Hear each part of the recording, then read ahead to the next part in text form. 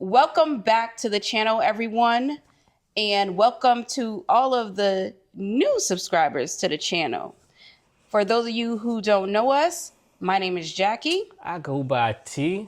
And we are the Just Us family. I just want to start off by saying we are definitely overwhelmed with the amount of positive responses we had on the last video.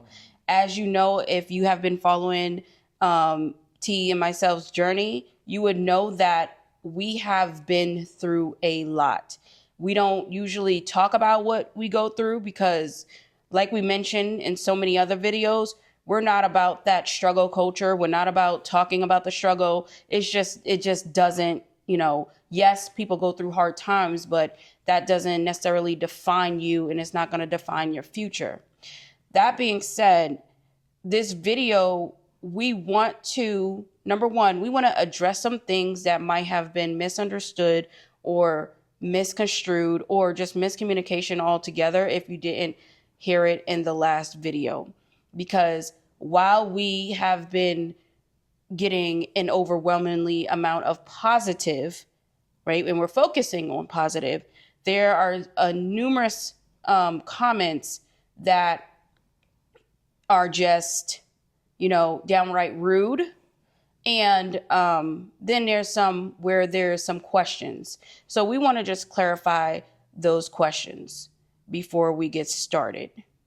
So T, want to take it away? Sure. So the negativity was, and it wasn't even a lot, but the problem is they were saying the same thing. So just to clear it up, we did not buy these houses to do a flip, nor did we just purchase them to throw some tenants in there. As we stated previously, these are houses that we lived in. Mm-hmm. Boom. Done. So that clears that up. Yep. I think that's the only thing we need to clear up. What you think? And then the whole thing about T and I, and it's related to this, that we're stupid, we're morons, and everybody that keeps coming on here saying how they're gurus and they do this and they're able to have this many doors and have this amount of ROIs, this amount in reserves and all that other stuff. You guys, that sounds good. But first of all, we say this all the time. It takes a lot to come onto a platform. But we invited the guru. Yeah, we did invite him. And then all of a sudden the tone changes. We invited the gurus. We invite you. If you got it all, you know it all. Hey, here's the invite. But what happens? Oh, why should I come? Oh, you just said that you're going to come and teach us as we don't know anything. But then it completely changes when it's, oh, you're going to come and talk with me? Come on. Then the tone changes. Okay. Look, we are strong proponents of believe half of what you hear, half of what you see, or is it none of what you hear, half of what you see? Regardless, people will talk. And we know that. But it takes a certain type of individual to get on here, this platform, we're talking about YouTube, and put out the type of information that we are putting out. There is really no benefit to us putting this information out, except for the fact that we really want to show another side of what it is when you become a landlord. There are many people, if not the majority of the people in our community, that are landlords or inspiring landlords. It is not all peaches and it's not all cream. So we definitely want to show you what the reality can be. Yes, we have addressed the fact that we know the property was upside down, but it became that way. We showed how it became that way. Because if it was like that, there would have been no way we would have even entertained a rental. Like T mentioned before, we lived in our home. And because we had to relocate to Orlando and the home is near Tampa, that would have just been crazy talk to do that type of drive. But even with that, some of y'all know, I mean, this is for people that don't know. You have to consider, even though there was a deficit on that property, the other property was making over $1,000 profit. And then we also had the Airbnb at the same time making profits. So that deficit, like, even though it was there, we were making had more positive income coming in from other spots. Yep. And then, like, realistically too, a lot of people, they only make like $100 something dollars. You remember it was somebody that had Yeah, like, the landlord out here, he has 8 properties and make $500 positive cash flow with them combined. so we were still So coming out still good by having that townhome with even coming out of pocket with that money, because there was income coming in elsewhere. yeah. And you guys, it's bigger than that. And we have always said it from the beginning. Yes, it turned into an investment once we decided to rent it out, but we wanted our homes for our children. That's the bottom line. Now, whether or not people agree with us, that's their business, but that is what we wanted for our children. But now it has gotten to the point where we don't see how that is possible at all. And that is what this video is going to be about. We're going to talk about what we did to try to make it work, because we did try. Before we came on to YouTube and say we're throwing our hands up, there were things that we tried, but it just didn't work out. Well, to add real quick about like how Jack was saying about how we were trying to make this work and give to our children, I think a lot of people, they're not understanding because they kind of had handouts. Like, for the people that didn't have the handouts and there is no generational wealth, those are the people mainly that get it. Yeah. They understand. So that's all we were doing, trying to build that generational wealth, because, you know, our parents and grandparents and everything did not create that. So we are the creators of it. So Yeah. then it can pass down and pass down and pass down, because it's not fair that, you know, everybody just keeps Starting struggling. over. You know, you gotta have something. And you see those families that do have that wealth and they're just so set up for success. So that's what was going on. Yeah. We're building that, and we're still going to build it. We still continue to build it regardless of whether we Have to sell. it or not. They're still going to be there. And we have to understand too, we chose places that were strategically located next to colleges because it's a whole game plan. It's a whole strategy why we did it. That is not this video, but we will break it down because we asked at the last of the video, how do we get our properties? And we are going to explain the whole strategy behind it, why we chose it, the prices, all of that. So we will get to that video after this one. But let's just step into what we did to try to save it. You want to step on the first one about family? Well, the first one, I don't know. Maybe you should start on the first one. I think yours family came first on Yeah. it, didn't it? So one of the very first things after we did the calculations and figured out, okay, we are not going to be able to get the rent that we need for the property. The first thing after that was we reached out to family. And if you know T&I's story, you already know how our relationship with the family is. Let's just put it like that. But there still are certain people in the family that we still do contact, but we reached out. They claimed that they wanted to come to Florida, number one, because they wanted to try to help us with the kids. But we said, well, we have this property. You can contribute to the property. I'm not saying you have to pay the whole thing, but I think we would have felt a lot more comfortable, right? If they would have just contributed something rather than having a tenant in there and then contributing that same amount and we having to cover. That did not pan out. Actually, that just completely hit the fan. A complete letdown. I don't know what it is, but to me, it seems like people are happier that when you're going through a situation like that, that's the impression that I got. It just didn't work out. It didn't work out. They actually told us that no, they want their own property and everything like that, which is fine. Yeah, you can go out and get your own thing.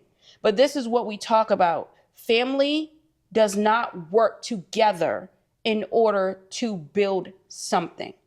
It could have been as simple as, hey, I have this amount. Can you take this amount? And we could have still contributed to the rest of it. So that was one way.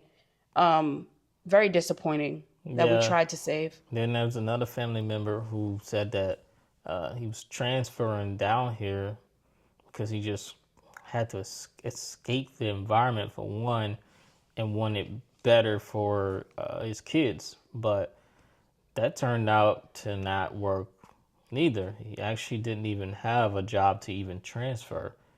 He didn't have a job, It and was a so complete lie. that did not work. And then there was another family member with Section 8, but same thing. That was a no go. I mean, that would have brought how many people in the property that person was trying to bring? She was trying to bring 10 people in a 4-bedroom property. Yeah. Absolutely not. Either way, we shot for family members first because again, like we talked about earlier, still generational wealth, and it just wasn't there. And that's something that happens with a lot of families. People just can't work together. Even with building, businesses, there's so many people in the family that have so many talents, but nobody with family wants to get together. Yeah. It's like when it comes to family, people want to just disrespect each other just because they kind of know each other more, or disrespect each other more than someone out there on the street. For example, they're going to show a lot of respect to. It's the same thing as like having the boss with their employer. They're going to be super respectful, but when it comes to a family business, disrespect. So it's just constantly not working together. Yep.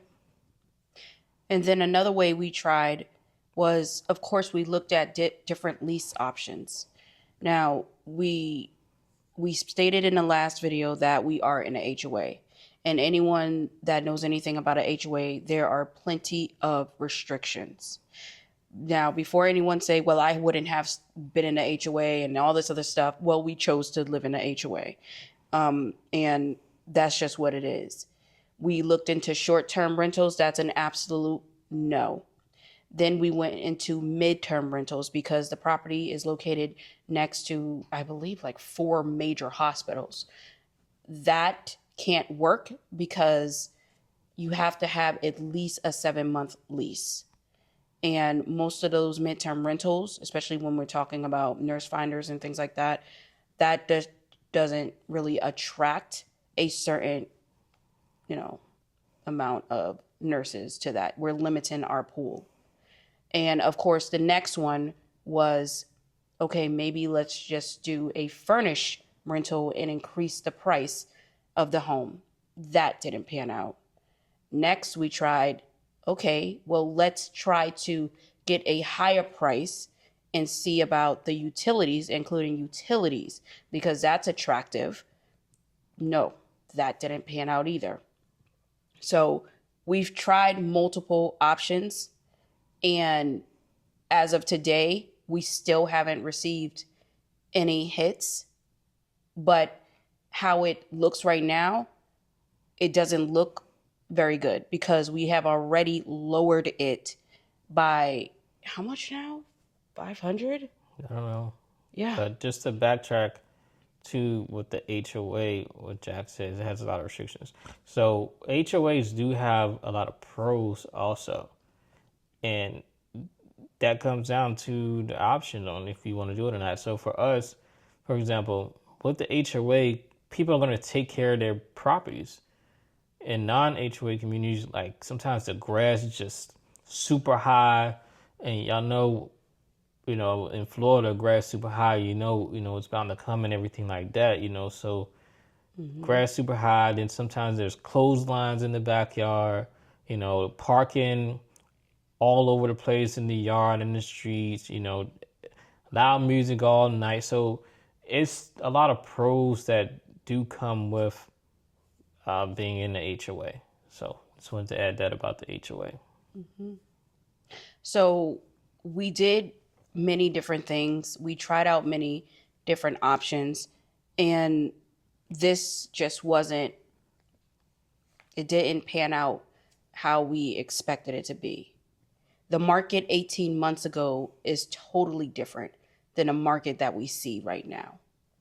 We can't demand that type of rent that we were demanding 18 months ago, and that's unfortunate. Now, if it was a little bit of a shortage, we can understand that. But we cannot do a $1,000 shortage. That is insanity.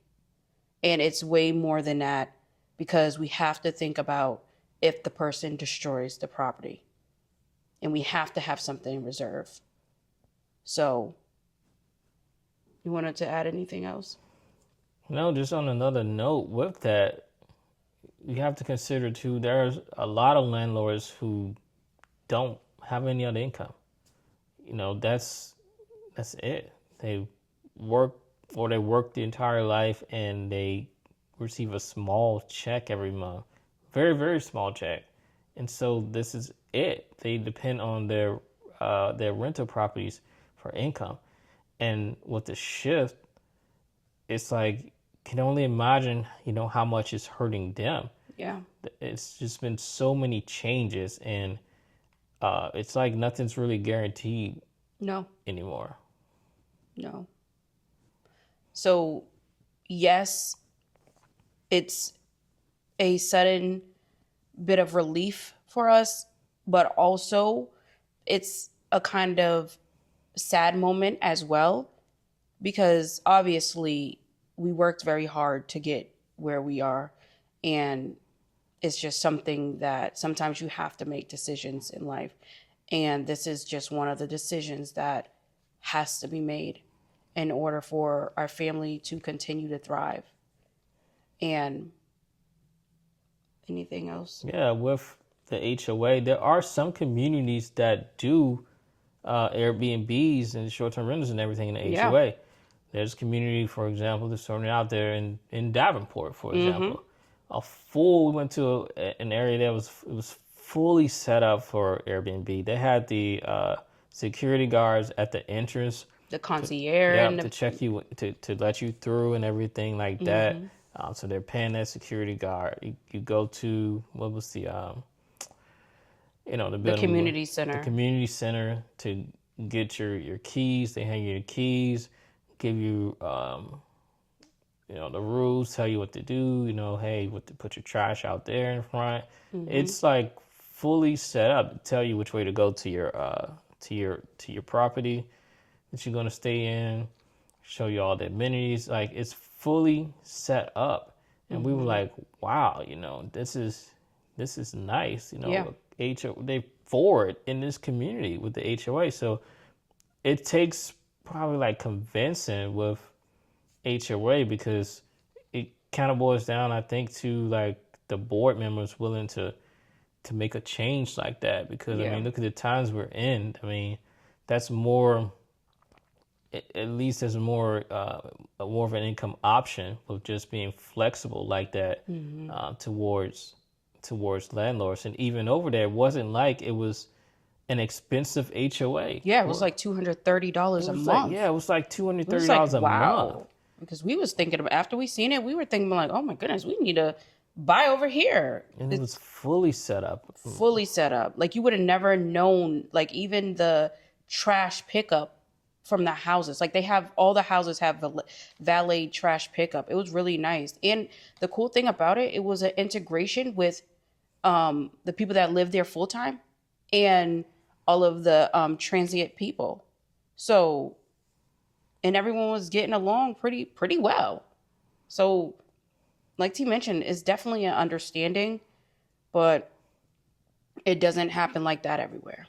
It doesn't. So, let us know what you think. We just wanted to get on here quickly and just tell y'all, give y'all an update of what is happening in real time. Do you have anything else you want to tell them before we hop out of here?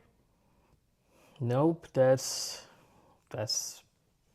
about it. I mean, besides, I mean, it's like sometimes you just don't have much of a choice. I mean, because you get limited because of others, because of restrictions and rules. So Yeah, in the market. That's just what it is. yeah, changes happen. The market changes. I mean, Yep. So we hope this video has helped someone if they're in the middle of thinking about should they sell a property, should they not. We're going through this in real time. But until next time, you all, peace out. and stop being negative haters. Peace out, y'all.